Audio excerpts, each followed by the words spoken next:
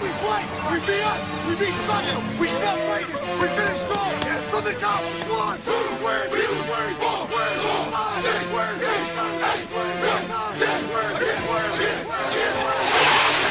This is the Crescent City Connection Podcast, bringing you the hottest takes from the 504 to the 225. What's going on, guys? Justin here with the Crescent City Connection Podcast. I got Blake, JJ, and Bobby with me tonight. What it do? We're going to be talking a little bit about LSU and the big win against Bama in Tuscaloosa, the unfortunate Saints loss against the Falcons at home, and we'll spit a little bit about the Pelicans, so let's jump right into it. Bobby, how about them Tigers? How about them Tigers? What a great game. What a great game for LSU to show that they are the number one team, that Ohio State didn't deserve that. I feel like they did that because they didn't know who was going to be the overall number one between Alabama and LSU. So they put Ohio State right there, which I understand. But LSU certainly showed that we are number one. Joe Burrow came up clutch not once, not twice, but 3 times. We have a hell of a running back right now. He is feeling himself. The whole team is feeling himself. Coach O is feeling himself. How about them Tigers? Way to go out and get a win in Alabama. Just a great overall performance. We finally broke the streak of 8 straight losses to Bama. Another streak we broke. 36 straight games at Alabama has won at home. And also, it's 46 points is the most points ever scored on Alabama at Bryant-Denny Stadium. And it's 90-year history. 90-year history, that's the most points ever scored on Bama at Bama. Go Tigers! That's a good stat there. I mean, everybody's talking about Joe Burrow's big game, of course, but you don't want Hilaire's game to get overshadowed because he had a monster game. 4 touchdowns. I mean, you're talking about one of the biggest games in LSU history for a running back. When you think about games like Hester getting those 4 fourth downs against Florida. Yeah. It reminds me of that. Yeah. Like just a gutsy performance. Historic performance. Anytime we need a couple yards or a big play, he makes it. He catches it off the ground. The shoestring catch. Oh, that was a great spin catch. move. The spin move, spin cycle, touchdown. I mean, he just had an amazing game. One of the best I've seen. You can tell after the game how much that game meant to him, how emotional he was in interviews and everything. Well, yeah, the guy, he's been told his whole life he's too small, and he went through a lot last year with the robbery and I'm sure everybody knows about that, but I mean something like that definitely leaves an emotional impact on you, and he's overcome a lot to get where he's at now. Right, he just put himself on the map, on like the NFL radar map. I mean, he's improved his draft stock by several rounds. No doubt, he's had a great year, and now in the biggest game of his life, he went off. He might have been the MVP of the game.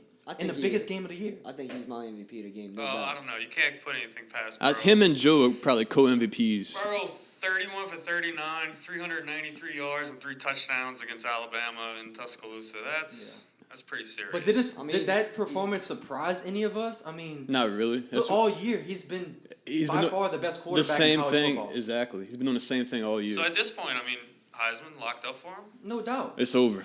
That's no doubt. That's a lock in Heisman. He's the best quarterback in football.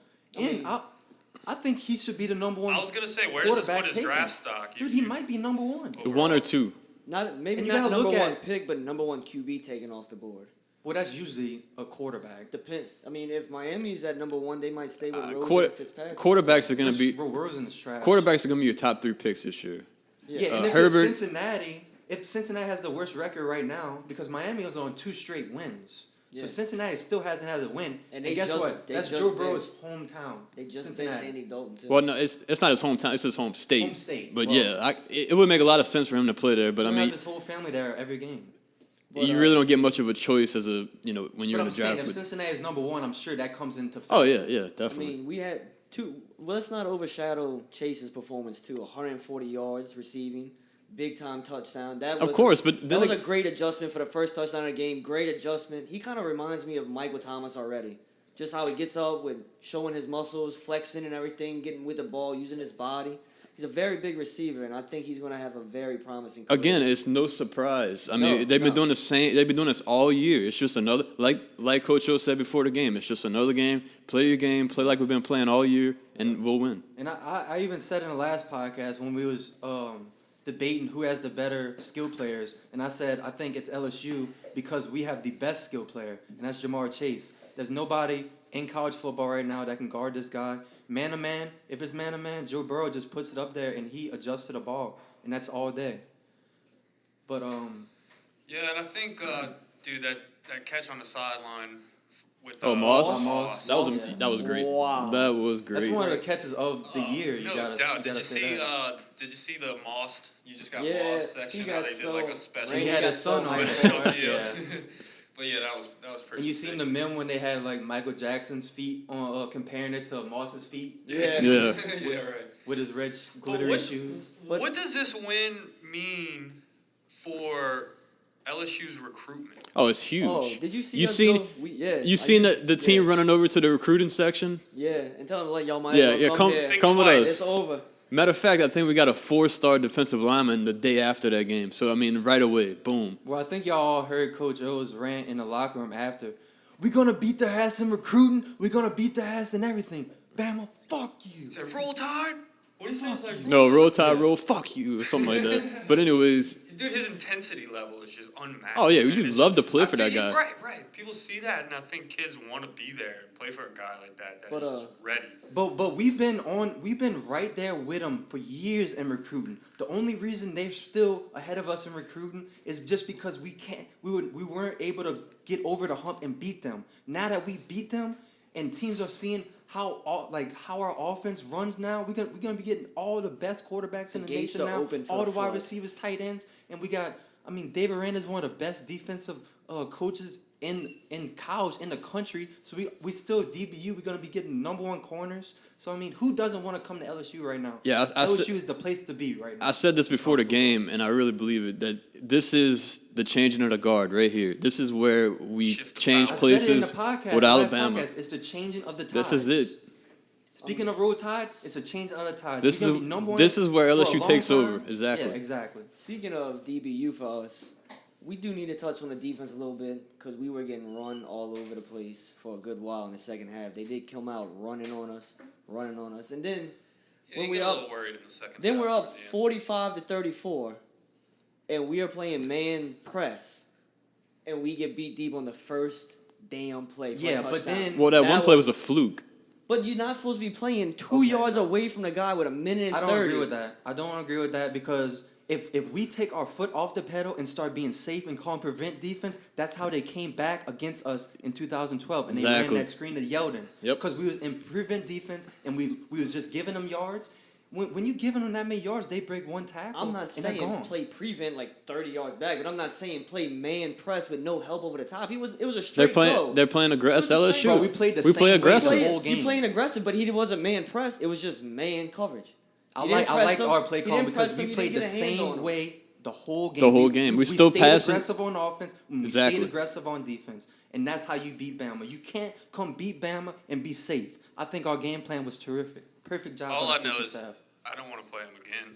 No, I do not. I don't think they make. I They don't don't. They know. shouldn't be. They shouldn't be in. Well, I think I think Penn they will State, get in there, but I I think don't Penn think State's loss probably helped them a little bit as far as they shouldn't the have been there at playoff the picture. beginning. But How did they only drop? if anybody's going to from- get in with a win, it's them. How did they I mean, only with a drop? loss. Oh, yeah, two definitely. spots?